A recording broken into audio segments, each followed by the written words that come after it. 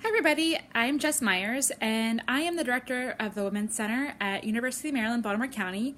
You may have just heard of us. We were the upset team in the March Madness this March, beating #1 Virginia. So if you haven't heard of us, hopefully maybe now you have.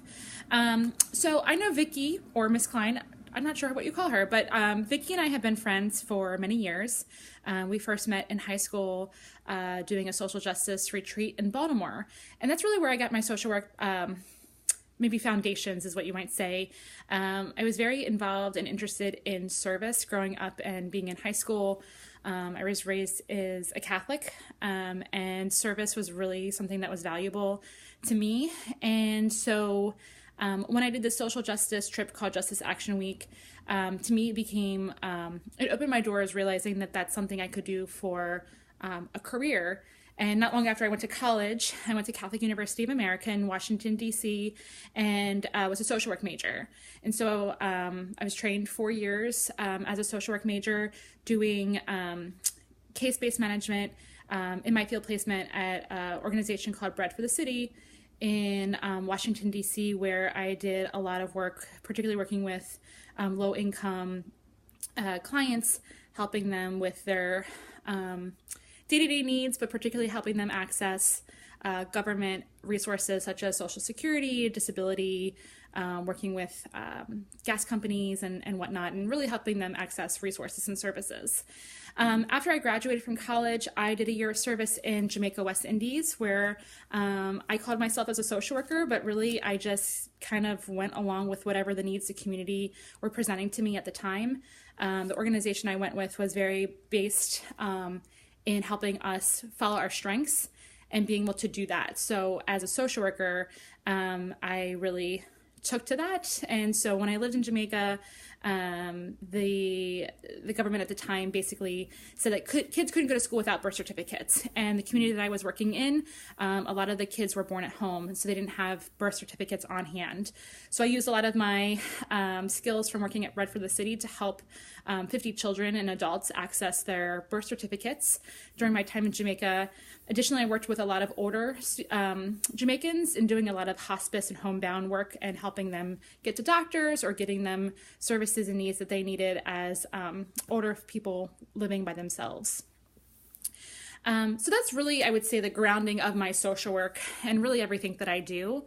I, for a very brief moment of time, pursued my master's in social work.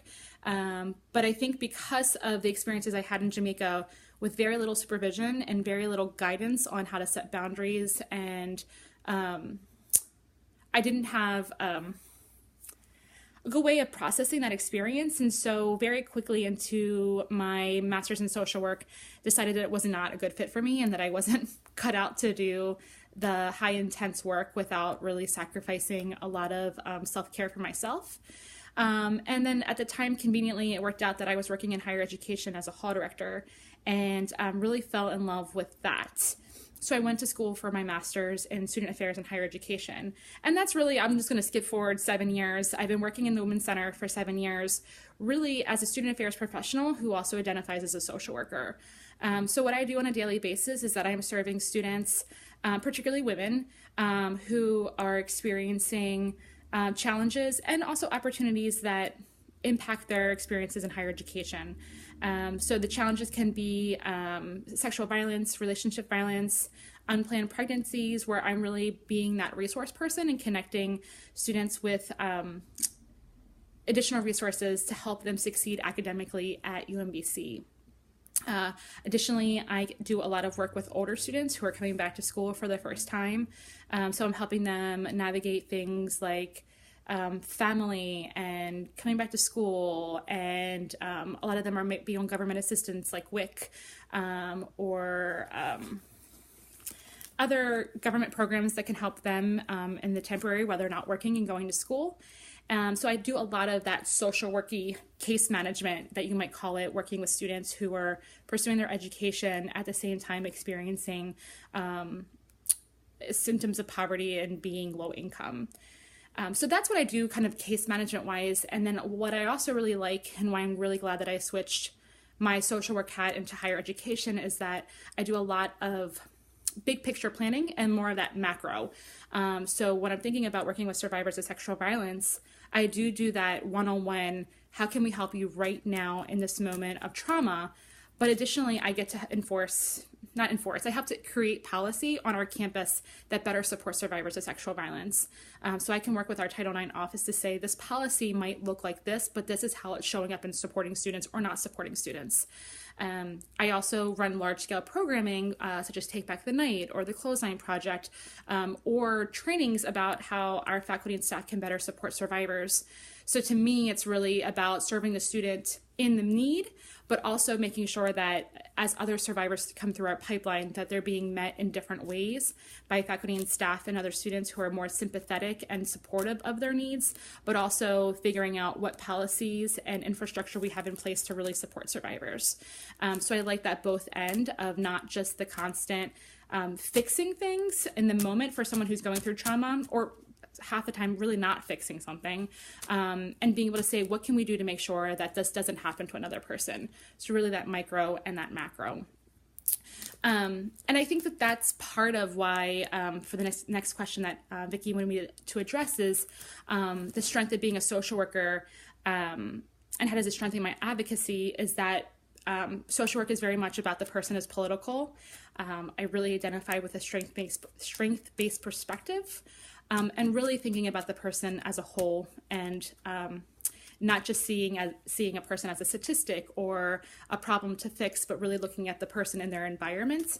And so because of my job, having a social work background, I'm able to support students and advocate for policy change at our university, and in a very different way than I think if I wouldn't have a social work background. So while a lot of my peers and colleagues may see myself as a student affairs professional, I always identify as a social worker, because how I look at an issue and how I address an issue comes very much from a social work perspective, as opposed to a student affairs or a higher education perspective. Very much about the person being political and the person in their environment. And that strengthens my advocacy, because I never lose sight of that person in front of me, which I think is really important as we move forward in doing kind of this big picture work that sometimes social work does and should do. And then the other question that Vicki asked me to talk about is, why is it important for social workers to be aware of and engaged in community and macro level issues? So I think once again about going back to the work that I'm particularly doing with sexual assault survivors. So thinking about that as a white cisgender woman, for me, the resources and tools that I might use might look really different than, let's say, a woman of color or an undocumented person or a trans person. For me, going to the police or immediately going to the hospital might seem reasonable. My experiences with police and my experience in the medical system look a lot different, because that system was set up mostly for me as a white person, as opposed to if I'm working with a student who is a woman of color. Going to the police may not be something that she wants to do or feels safe doing. If her perpetrator is a man of color, she may not feel comfortable having another man of color potentially go into the prison system and being responsible for that. And I say responsible in air quotes because that's certainly not her responsibility. But being a part of that, I can imagine that being really challenging for her. So when we're thinking about how important it is for the community and macro levels, is really thinking about it's not just the person as they're showing up in front of them, but all the historic history that comes with who they are, and all their identities. And so really taking that into consideration is what shapes the work that I do. And so much of my work is grounded in social justice and understanding white privilege, and my privilege as a cisgender person, and also socioeconomic status and disability and ability, and recognizing and so forth, all of our identities and how they're wrapped up and shape our history, and how that shapes an individual person's experiences. So I think it's so critical for social workers to be thinking about those macro levels, and how that informs a person's perspective and what tools and resources are available to them as they're seeking help from you as a social worker. It's amazing how quick it is to get to 10 minutes, and so I'm almost at 10 minutes. I hope this is helpful for you in thinking about the work that you're doing, and thinking about your own identities as a social worker, and the advocacy and force that you want to be as a social worker. And I wish you the best of luck. Thanks for listening.